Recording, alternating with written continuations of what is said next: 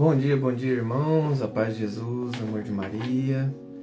Começando o nosso café com Jesus, em nome do Pai, do Filho e do Espírito Santo. Amém. Senhor, louvo-te por sua grandeza, tudo o que sou e o que tenho. Louvo por sua bondade, onde reconheço, e conheço que através do que é bom, encontrar somente em Ti o verdadeiro sentido do amor. Deus meu Deus, eu Te adoro, eu me entrego ao Seu querer, consagra a minha vida toda, consagra a minha casa, a minha família, o meu coração, por aqui, Senhor, que passa todo o verdadeiro sentido da vida. Pelos meus sentimentos, pelo meu coração. Consagro o meu agir. Inclino todo ele ao seu comando, Senhor. O meu proceder. A vós, Deus meu Deus. Obrigado, Senhor, por este momento maravilhoso.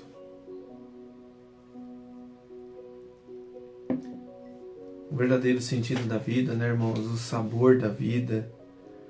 E ontem nós falamos justamente sobre a ação, né, que vem diante. Deixa eu pegar o nosso catecismo aqui, só um minutinho.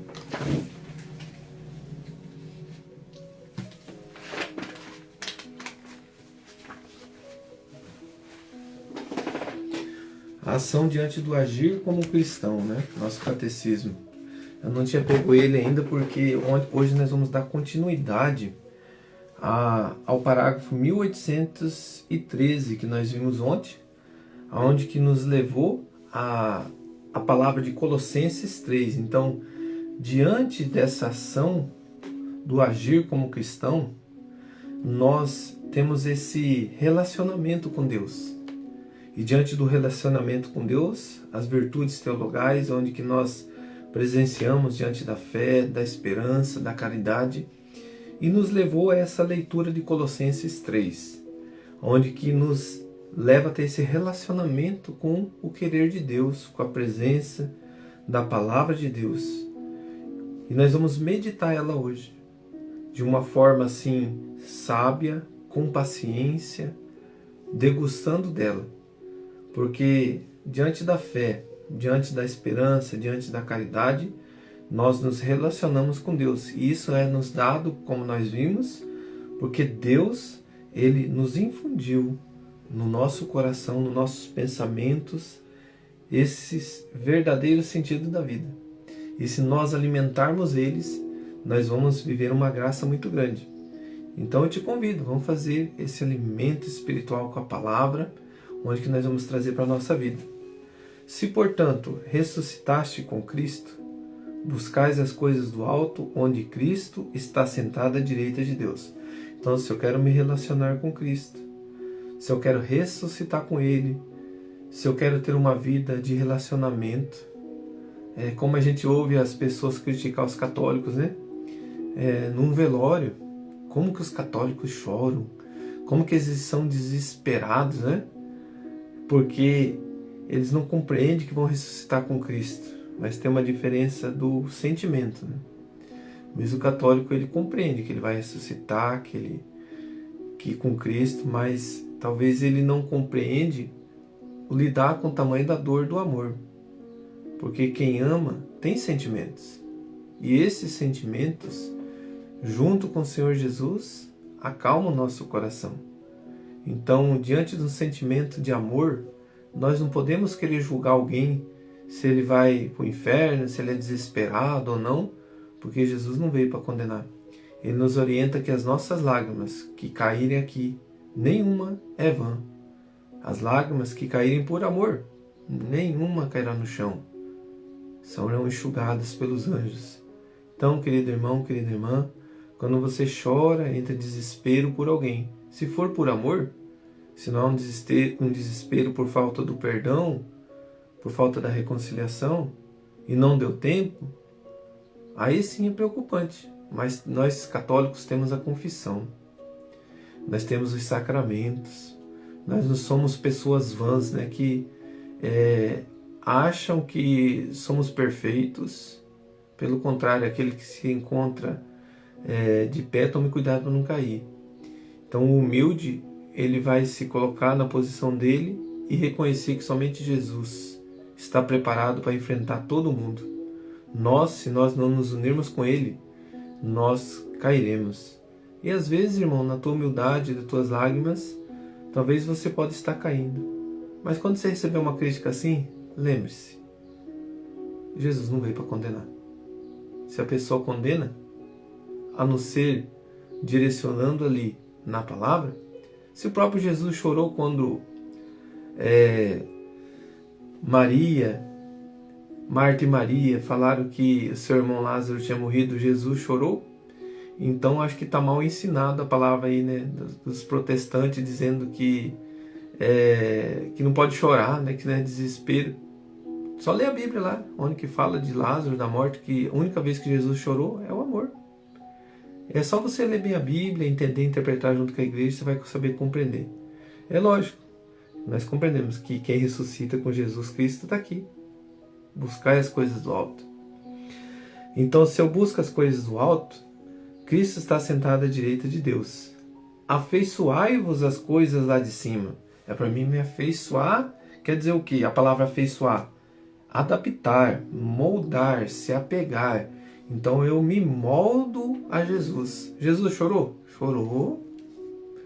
Quer dizer então que o choro, diante de uma morte, como Lázaro, né, Jesus ali, Marta e Maria, nem sempre vai significar desespero, mas sim amor. Jesus chorou. Depois a gente pega essa palavra para a gente finalizar, né? Para alguém que tenha dúvidas, que num velório não pode chorar, não pode entrar em desespero. Ideias protestantes, né? Ideias evangélicas protestantes, que evangélico todo mundo né? Mas o protestantismo, ele acha defeito no católico, que o católico vai para o inferno, que o católico quer se unir a Satanás, né? Porque quem veio para acusar, condenar e matar é Satanás. Jesus veio para nos salvar, para nos libertar, para nos amar, e ele chorou pela morte de Lázaro. Mas um choro de amor. Então pode chorar, irmã. Pode chorar. Entrar em desespero pelo amor, não tem problema. Viva o teu luto, viva o teu amor. Uma coisa você é bem consciente. Você que morre com Jesus vai ressuscitar com ele. Tá bom? Então vamos lá, continuando. Então afeiçoai-vos as coisas lá de cima, e não as da terra. Porque estáis mortos, a vossa vida está escondida com Cristo em Deus. Quando Cristo, vossa vida, aparecer, então também vós aparecereis com ele na glória. Aqui está bem resumido, bem explicado para nós. A palavra está dizendo concretamente para nós. A prática cristã. Mortificai, pois, os vossos membros no que tem de terreno. Mortificai. O que significa a palavra mortificar? Abandonar. Abandonar o pecado. Então você vai abandonar aquilo que os teus membros, o teu corpo, que tem de terreno. E qual que são essas coisas terrenas que é para nós abandonar? Aqui está, o primeiro é devassidão. O que significa? O que corrompe, é uma libertinagem, né? A devassidão é tudo pode, nós podemos fazer tudo que nós quiser. Né? Deus não vai castigar por isso, né? Não é pecado. Então tudo que nós fizer, se eu estou fazendo coisas boas, tome cuidado. Que nem tudo, as coisas que você acha aqui deste mundo que é boa, tome cuidado, você tem que ver se essa situação te leva a pecar, se essa situação é uma alegria, você estou feliz, eu estou alegre, mas me levou a pecar, tome cuidado. São alegrias que são devassidão.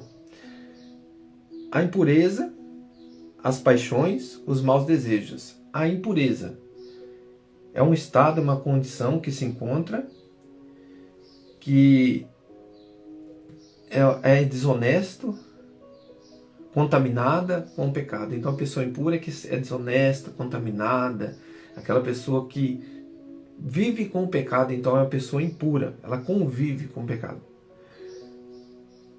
Paixões. Qual é o sentido das paixões? É apetites dos sentimentos. Então são sentimentos que passam, aquelas paixões do mundo da carne, né? Então as coisas da carne, as paixões da carne. Como diz outro, você vai numa festa, os apetites, né?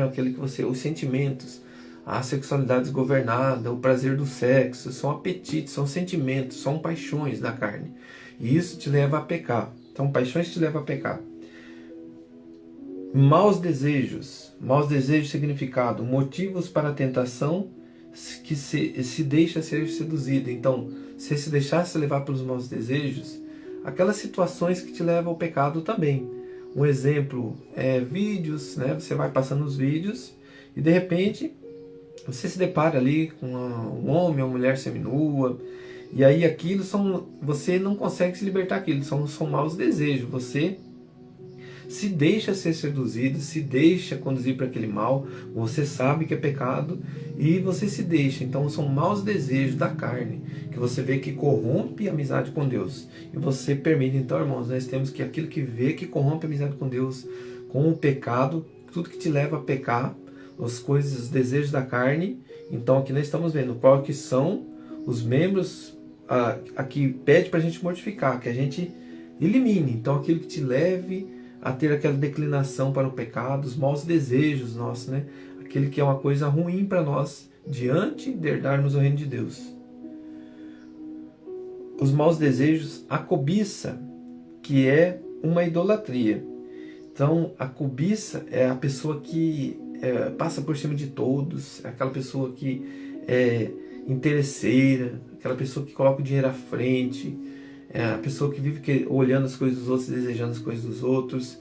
Isso é uma idolatria, que é o dinheiro, né? Então, as situações... O que é idolatria, irmãos? Não é a questão imagem. Somente tem imagem que as pessoas, se não se cuidar, viram uma idolatria. Mas não é só a imagem de Jesus, que nem nós vemos aqui na cruz, a imagem do Sagrado Coração de Jesus, que nos aponta para o coração de Jesus. Então, quando nós olhamos para a imagem, nós católicos, nós veneramos o quê? Nós enxergamos a presença de Jesus, a presença do Senhor. Quando eu olho para a imagem de um santo, aquele santo, ele te leva à presença do Senhor. Quando você tem ele e você vê a história dele, você entende que ali é um intercessor no céu, diante das maldades desse mundo, junto com Deus, a família do céu.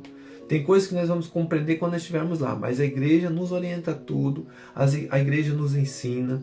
Todos esses questionamentos, irmão, nós temos no catecismo. Isso aí, para aprofundar, você tem estudos já específicos sobre isso, né? Então, para a gente compreender. Então, os mais desejos que te levam para a idolatria. Colocar idolatria, eu coloquei aqui, rouba o lugar de Deus. Então, tudo que te rouba o lugar de Deus é idolatria. Vamos lá? Dessas coisas provém a ira de Deus sobre os descrentes. Outrora também, vós assim viveis, mergulhados como estavas nesses vícios. Agora, porém, deixai de lado todas essas coisas: ira, animosidade, maledicência, maldades, palavras torpes da vossa boca.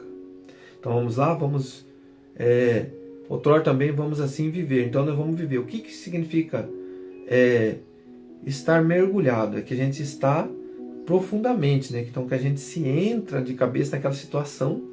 Então, como estavas nesses vícios, agora porém deixai de lado todas essas coisas. Ira, o que significa ira? É um sentimento de ódio. É a manifestação de um sentimento que te leva a fazer uma violência. Então a pessoa irada pode vir através de uma fala irada ou de uma ação, né, que a pessoa faça, né, de brigas, como diz o outro, sair no tapa, né, como diz o português. Isso Deus pede para nós, que nós não mergulhemos nessas coisas. Vamos lá, a ira, a animosidade, má vontade, é aquela pessoa que tem rancor, que tem ódio, demonstra má vontade. Então tudo são frutos do pecado.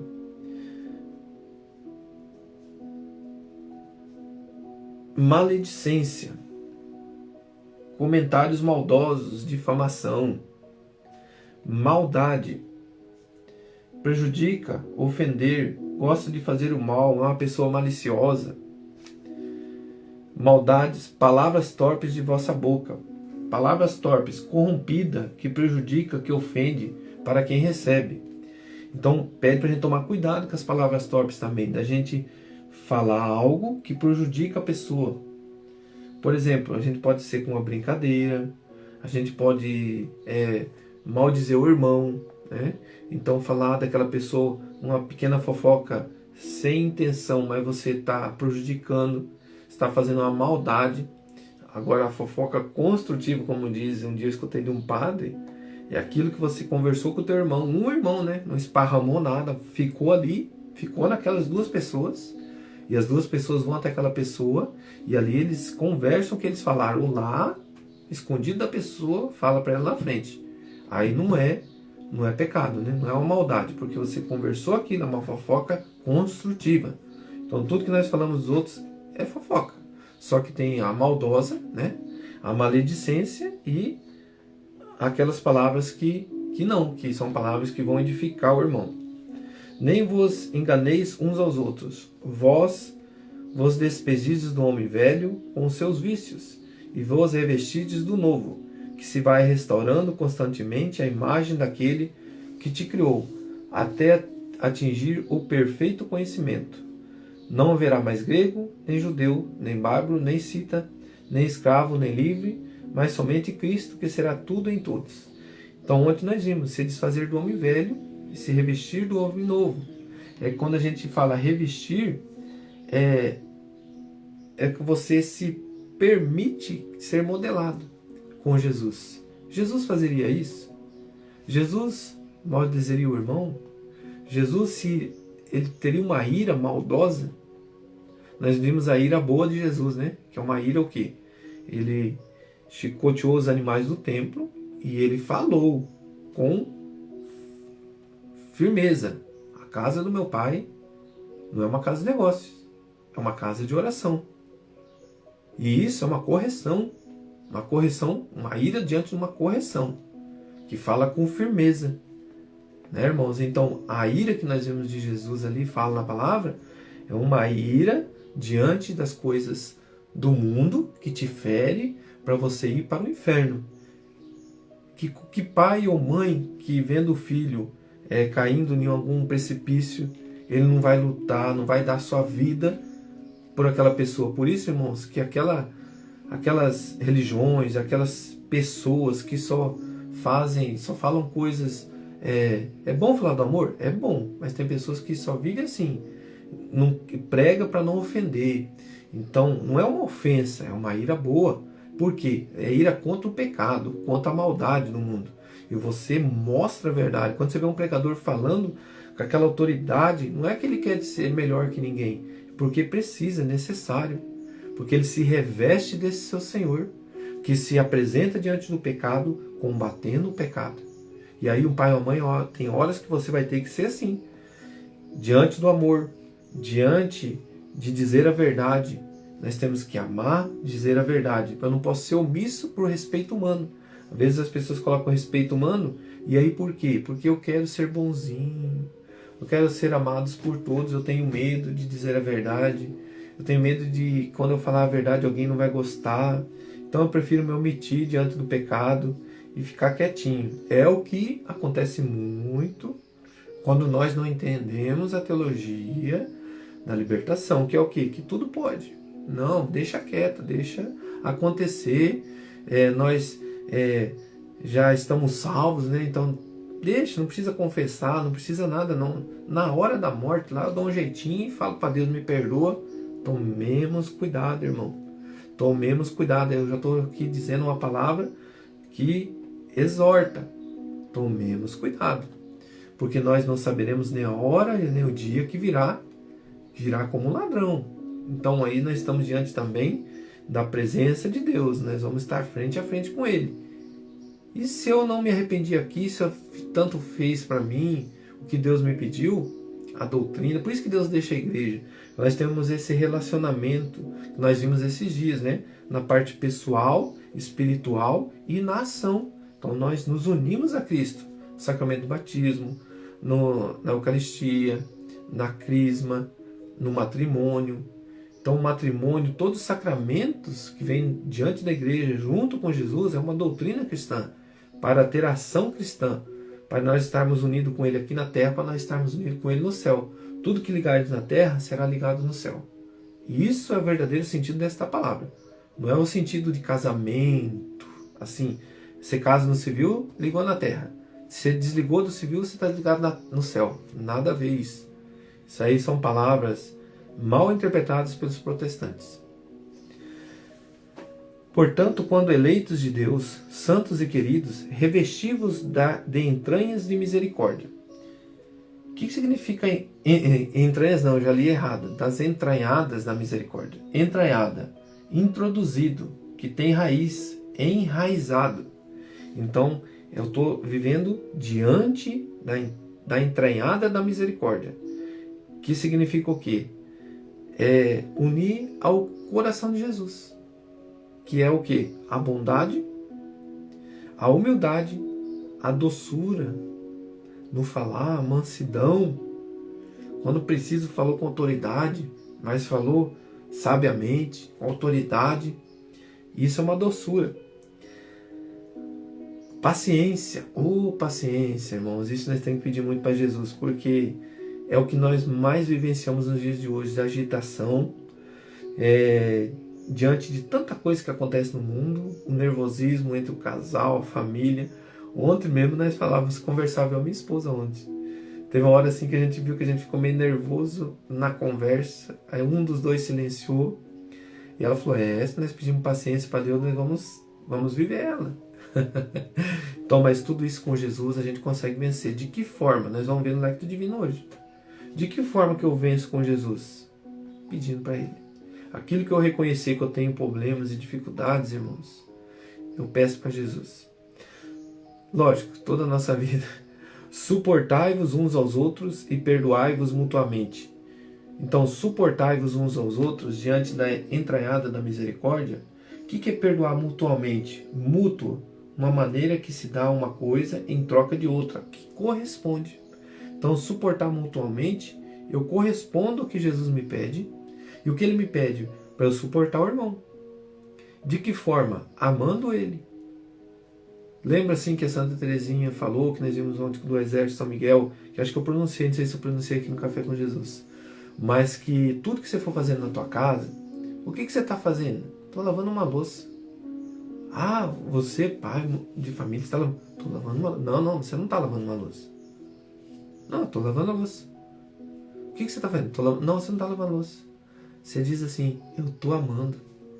Então, quando você faz algo por alguém e que você corresponde um mal, por exemplo, com coisas boas, ou você corresponde as coisas boas com coisas boas, você está suportando, você está correspondendo um ao outro com a doçura, com a humildade, com a paciência de Jesus.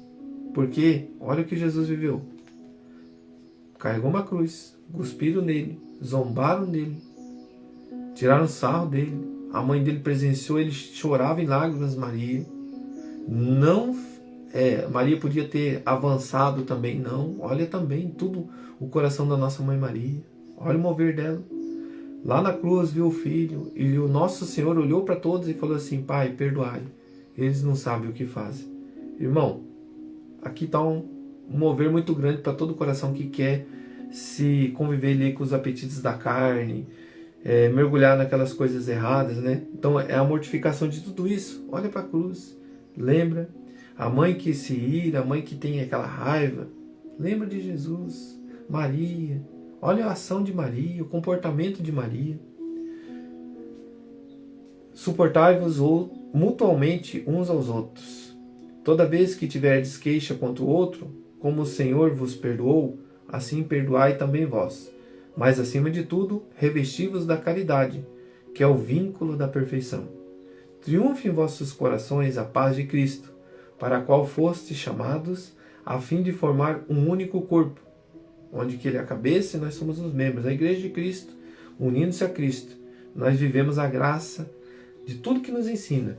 E sede agradecidos. A palavra de Cristo permanece entre vós em toda a sua riqueza, de sorte que com toda sabedoria vós possais instruir e exortar mutuamente sob a inspiração da graça, cantai a Deus de todo o coração, salmos, hinos e cânticos espirituais. Tudo quanto fizerdes, por palavras ou por obra, fazei-o em nome do Senhor Jesus, dando por ele graças a Deus Pai. Palavras do Senhor. Graças a Deus. Sabe, irmãos, aqui nos orienta e nos mostra que tudo que eu for fazer, Jesus fazeria. Eu pedi a graça que vem de Deus, me ajuda eu a suportar, a tirar os meus declínios para aquelas coisas erradas, terrenas que o mundo oferece? Será que, diante de tudo que nós ouvimos, da devassidão, o significado, as impurezas, diante dessa prática cristã que nos pede para a gente mortificar, que é para a gente abandonar, que é para a gente eliminar tudo que eu ouço, que eu vejo, tudo aquilo que me afasta de Deus, eu preciso de uma palavrinha: decisão para ter um relacionamento com Deus. E nessa decisão eu vou viver essa graça aqui. Eu vou me afeiçoar, eu vou me aperfeiçoar, eu vou me moldar com Jesus. Coloca a mão no teu coração. Coloca a mão nos teus pensamentos, na tua cabeça. Sabe, irmãos, um dia nosso corpo, ele perecerá. Ele ficará lá descansando, um descanso merecido para aquele que caminha com Jesus, porque ele vai despertar merecidamente na glória com Jesus. Mas para que tudo isso aconteça, Senhor, haja primeiro nos nossos pensamentos. Coloca a mão na sua cabeça, fala: age aqui, Senhor, tudo aquilo que eu ouvi que está errado diante da minha vida, palavras, o que eu tenho brincado, o que eu não tenho levado a sério, diante deste mover, a minha fé, Jesus, a minha fé. Falta essa fé, falta eu me dedicar mais, falta eu voltar mais os meus olhos, os meus ouvidos, o meu coração para a Tua presença, no que eu vejo no celular, no que eu ouço nas músicas, no dia a dia, no meu agir, no meu proceder, Senhor. Quantas vezes eu deixei que a ira, eu deixei que as palavras de maledicência saíssem da minha boca.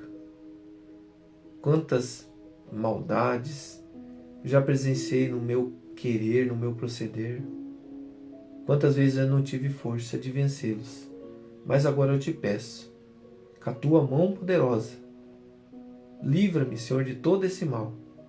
Querido irmão, e aquele sentimento que veio no teu coração, que você precisa colocar em prática hoje, que você precisa viver, não deixe para amanhã o que você pode fazer hoje.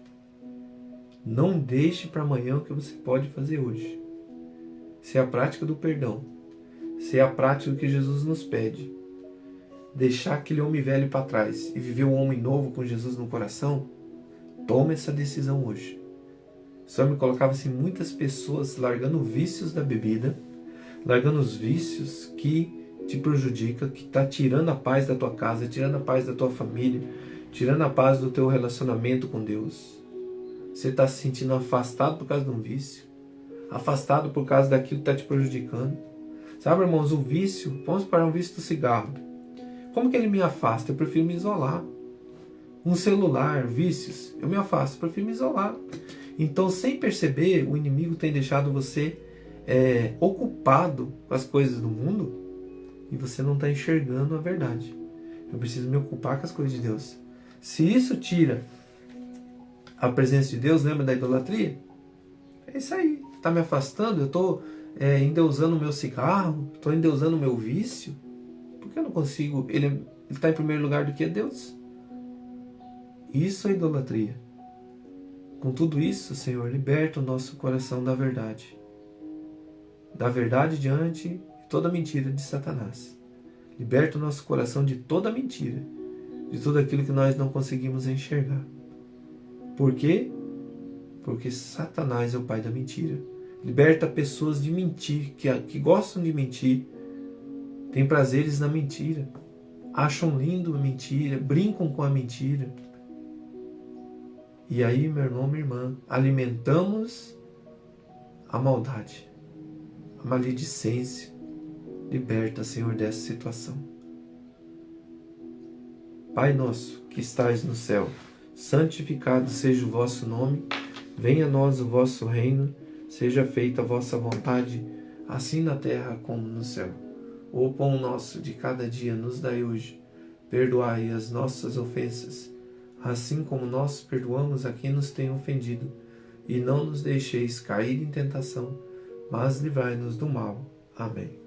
Querida Mãe, diante do teu silêncio, ensina o coração de cada um de nós a viver a graça e se aproximar de Jesus com toda a nossa pequenez.